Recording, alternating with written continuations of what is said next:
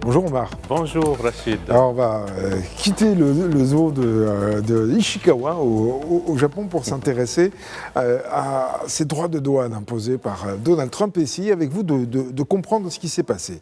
Alors, nouvelle surtaxe américaine avec un impact mondial bien entendu, et tout cela c'est la résultante d'une décision de la Cour suprême des États-Unis. Alors, il va falloir essayer de démêler ce qui s'est passé exactement. Bon, alors, oui, on va dire qu'on est un peu dans la... Vous parlez du zoo, mais on dirait qu'on est dans la jungle du commerce mondial. C'est une décision de la Cour suprême, effectivement, des États-Unis qui, vendredi, a invalidé donc, les surtaxes annoncées et entrées en vigueur aux États-Unis depuis le 1er avril. Alors, ce qui fait que durant ce vendredi-là, on revenait, disons, on faisait un pas en arrière, donc c'est l'avant-taxe, surtaxe Donald Trump qui s'appliquait, sauf que le président américain a décidé dans la foulée d'annoncer des surtaxes de 10% le vendredi, puis à 15% le jour suivant, ce qui bien évidemment crée une certaine pagaille à travers le monde. Certainement, il y a le cas du Maroc chaque pays se demande en quoi il est concerné. Il y a le cas du Maroc donc, qui est concerné. Le Maroc était à 10% avant l'entrée en vigueur, donc, ou avant l'invalidation par la Cour suprême américaine des décisions de Donald Trump. Mais là, maintenant, comme vous pouvez le voir, le Royaume se retrouve désormais dans le lot des 15%. Pourquoi?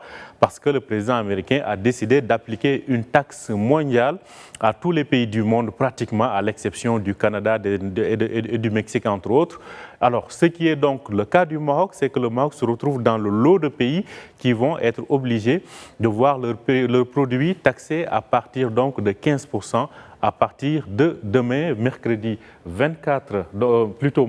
24 février, donc cette taxe entre en vigueur de façon immédiate. Alors le Maroc n'est pas le seul pays africain qui risque d'être impacté par cette nouvelle décision. Qu'en est-il des autres pays du continent? Alors cela dépend dans quelle catégorie on était. C'est-à-dire il y a des pays qui étaient taxés à 10%.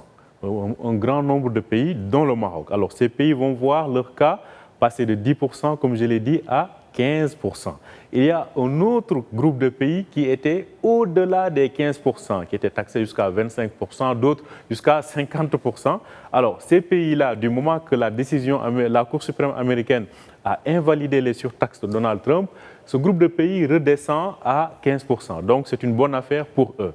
Alors, je tiens aussi à signaler qu'il y a des pays avec lesquels les États-Unis ont relancé pour 1 an la durée de l'AGOA. L'AGOA, c'est un accord commercial qui permet de faciliter l'entrée des produits américains, des produits agricoles africains sur le marché américain.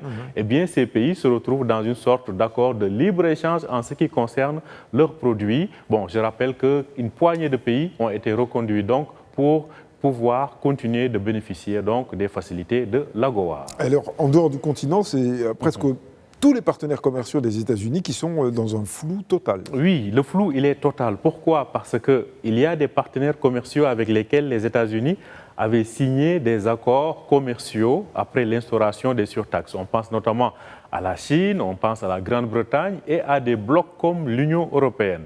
Alors là, du moment que la Cour suprême américaine a décidé d'invalider les surtaxes, logiquement, on revient à la situation d'avant les surtaxes, donc avec des taux de douane qui sont extrêmement bas. Sauf que là, ce sont les Américains qui tiennent à ce que les accords commerciaux signés entre-temps et qui sont à 15% le plus souvent soient maintenus. Et ces pays-là, aujourd'hui, ne savent pas, ils sont en train de se demander plutôt, est-ce que cela les arrange ou pas de maintenir ces accords commerciaux-là? Vous savez qu'habituellement, c'est du côté de Washington qu'on dénonce les accords commerciaux, mais là, ce sont les États-Unis qui insistent à ce que ces accords commerciaux-là soient maintenus. Oui. Et bien, on verra, le Parlement européen devait se prononcer là-dessus pendant ces jours-ci. Là, la décision risque d'être ajournée afin de voir plus clair, est-ce que ces accords seront maintenus ou pas et quelles seront peut-être les réactions du côté de Washington. Tout ceci est à surveiller, Rachid.